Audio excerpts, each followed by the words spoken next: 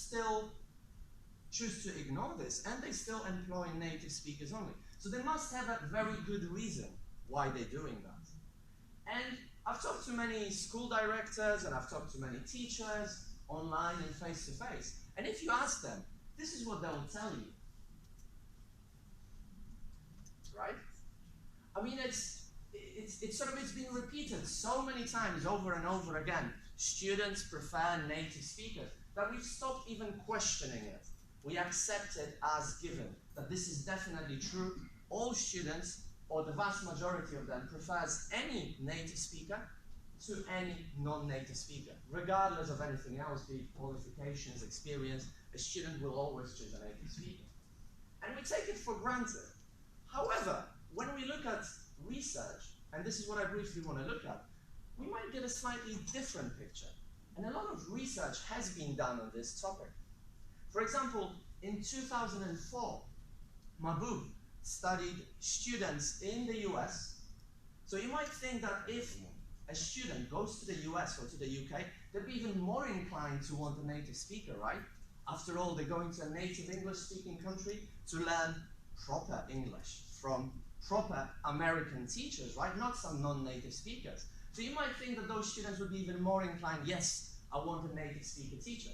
So Mahbub gave those students an essay question and asked them to write an essay.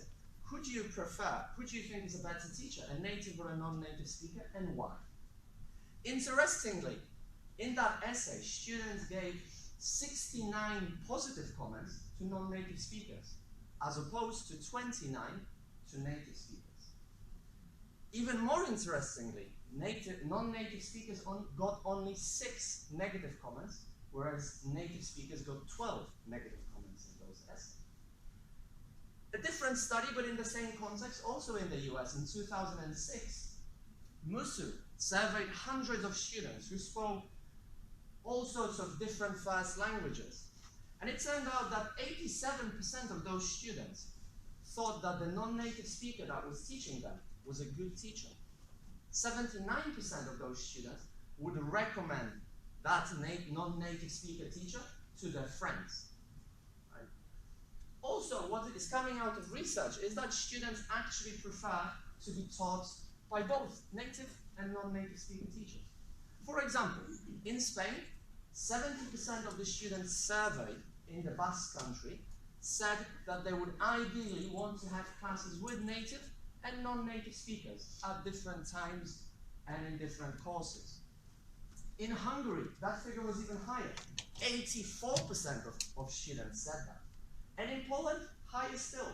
95% of the students surveyed in a public school in Poland said that they would like to have classes with both native and non-native speaker teachers. And also, what is also important, another very interesting study from last year done by Aslan and Thompson. What they did was not to give students the labels native and non-native speakers. Because if you think about it, we are all human beings and we are all biased towards different things. I mean, if you were choosing a mechanic and somebody told you you can have a Polish or a German mechanic, who would you choose? I mean, obviously you would choose a German mechanic, right? Because the Polish mechanic will steal your car and then sell it back to you. Exactly, yeah. But, you know, the Germans have Audi, BMW, and so on. But I mean, we don't choose mechanics because they are German. But we are all slightly prejudiced in one way or another. And I think a lot of students might prefer native speakers if you ask them, who do you prefer, native or a non-native? Because it's been repeated to them so many times by so many of us that native speakers are better, that this is obviously what they prefer. However, so coming back to that research, what they did was not to ask the students, who do you prefer, native or non-native, but they asked them to evaluate the current teacher that was teaching them at the time without prompting them whether they were native or non-native. And the students were taught by a mix of teachers, both native and non-native. The findings? They were that in the eyes of the students, both groups were absolutely equal. So the way the students evaluated those teachers, statistically there was no difference whether the teacher was a native or a non-native. So ultimately, and that's coming from a compulsive language learner like myself, ultimately I think what students want is good teachers.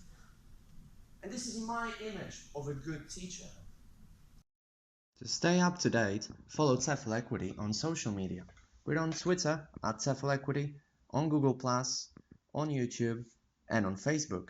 You can also visit the website for free resources such as lesson plans, webinars, and blog posts.